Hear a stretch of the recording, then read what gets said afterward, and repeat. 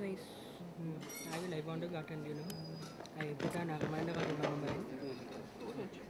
Welcome to this talk in our Alumni Leadership Lecture Series.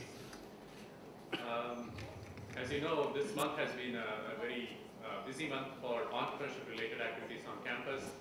We launched our Entrepreneurship Forum. IIT Madras has launched an incubation cell. So a lot of things are going on, and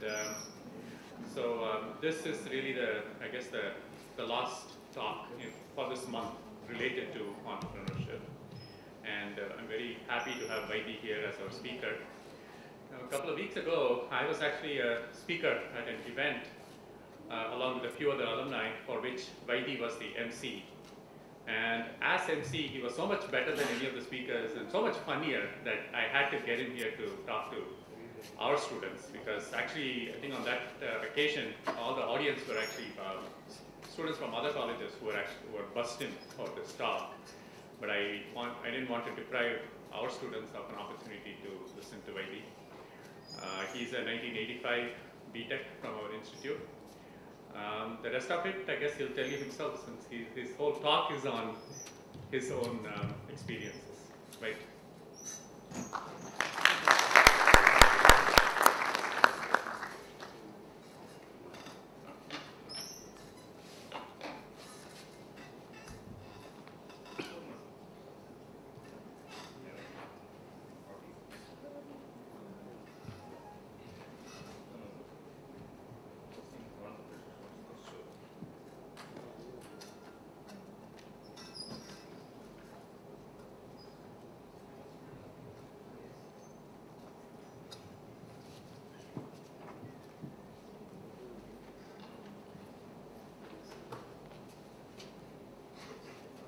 Good afternoon, friends. On a Monday morning, there was this mother. Like a typical mother, she goes to the son's bedroom and says, son, wake up. It's Monday morning, you have to go to school.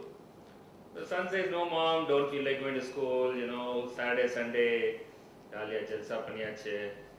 a lot of fun, don't feel like going to school, don't disturb me. The mom says, Hurry, how can you say you can't go to school? Tell me 2 good reasons why you don't want to go to school. So the son says, okay, if you want 2 good reasons, 1, the teachers are so boring. And 2, for some reason, the students don't like me. 2 reasons, I don't want to go to school. So the mom says, Hare, I have heard of reasons like headache, stomachache, fever. Even those are not plausible reasons. Here you are saying, teachers are boring and students don't like me. Those are ridiculous reasons. Won't go. So the son says, okay mom, you tell me 2 good reasons why I should go to school. So the mom says, okay, I'll give you 2 reasons. 1, you're 55 years old. 2, you're the principal of the school. This is the time to generally laugh and encourage me. So when Suresh and Nagarajan asked me, on a Thursday evening, 5 o'clock, come to this alumni lecture, a 1-hour lecture, I said, are you crazy? Tell me 2 good reasons why I should come and listen to a boring entrepreneurship speech. He said, okay, I'll give you 2 reasons. 1, you are the boring speaker. And 2, there's a fantastic spread for lunch. So here I am. Now I understand you've had lectures on entrepreneurship in general. So I figured one particular lecture you would not have is the story I know best, which is my own story. Sheet of paper, just scribble some points. Yeah, here it is. So this is the length of my speech, so don't worry. How long do I have? It's always better to ask how long you have, because the other day I was there, I asked in a similar audience, how long can I speak? And they said, sir, I heard you are a good speaker, humorous and all that. You can speak for however long you want, but at the end of 20 minutes, we are all gone because the bus is waiting. So after that, I thought the right question to ask is not how long I should speak, when is the bus leaving?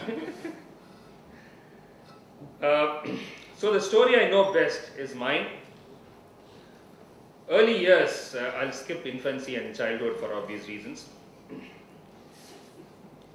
During schooling, when everybody was, arted academics wise, I wanted to be different. So my interest was in table tennis. So I used to play table tennis very, very seriously. Represented Tamil Nadu in table tennis when I was in school, juniors. Hey, Narmadaites, we won Shri thrice when I was in Narmada. We won GC thrice. Out of all the 4 times we won TT, but GC we won thrice. Last 3 years, how many times have you guys won GC? Huh? Two out of the 3 years you guys won GC? Yeah! That's great. Who won the Shri last year? Tapti, yeah? How many Narmadaites here? Come on, guys. Next year. Okay, so I was seriously playing table tennis, and this JEE happened, and joined IIT.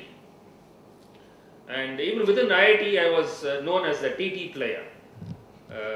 So there was Shri, there was GC, and I was popular. And that was my only objective, to be popular and people to know me and all that. But there was in for a rude shock. My final year, we were all getting out, and I couldn't find reasons to be popular. I was a 8 point something, 8 point actually nothing. 50% of my class was better than me in terms of CGPA. You still call it CGPA, or is it still a bad word here? Used to be when I was trying to study. So I was no longer the cream of the cream. A lot of people were better than me academically, and they were going to the best of universities. And suddenly I had an idea. How about me telling the world that I'm going to be an entrepreneur? No, my father was an entrepreneur, and a couple of my cousins were entrepreneurs. And I figured if someone's going to ask me, hey, did you get this admission into Purdue, admission into an MIT or Harvard? And I don't have to tell them, I didn't write GRE, my CGPA is, 8 if you kind of stretch your imagination. Otherwise, it's actually 7.9.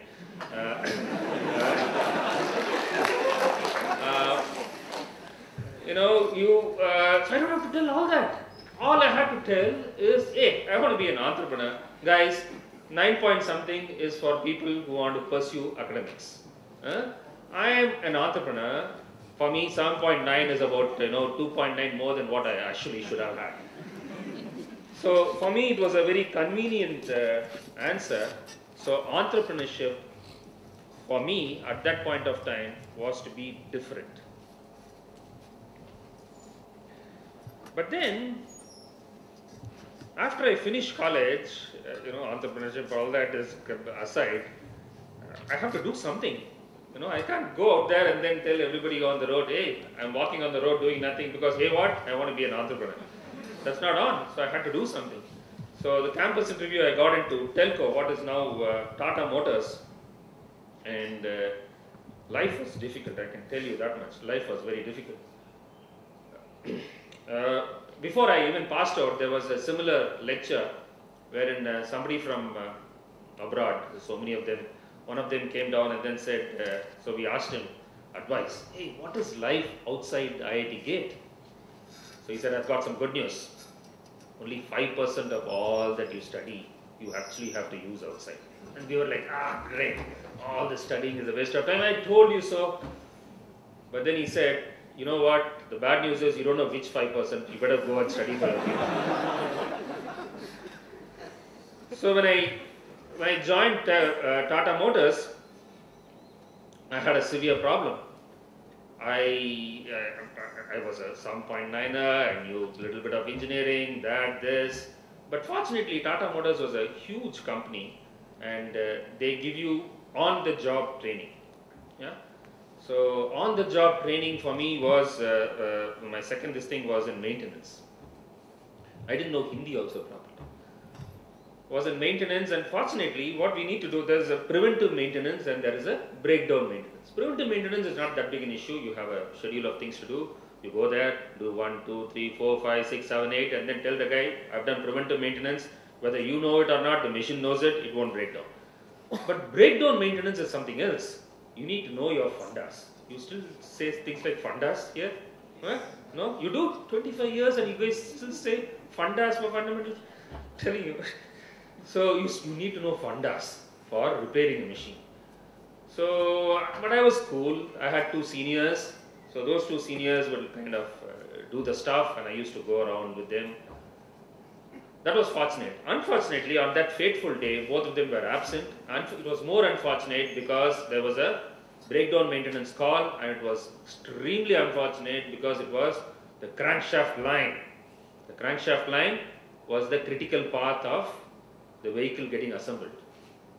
So everybody is looking at, if a crankshaft doesn't come, the vehicle doesn't come. The vehicle doesn't come, a lot of people lose jobs. And the first guy to lose the job would be me.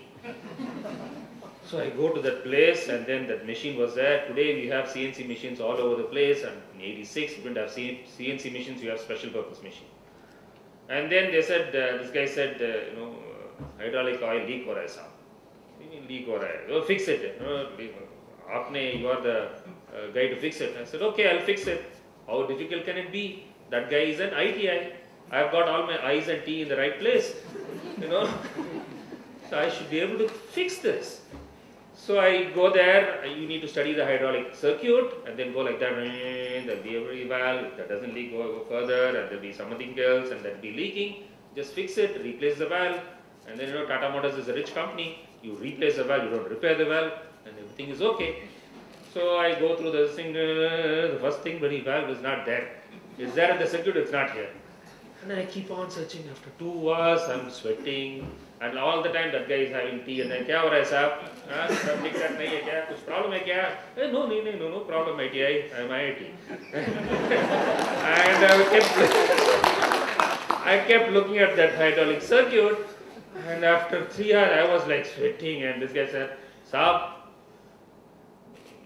एक info बताऊं? क्या? What is it? A circuit diagram उस machine का है, इस machine का उधर है. So I figured the first thing you should learn in your 4 years of IIT is to find out which side of the special purpose machine your hydraulic circuit diagram was.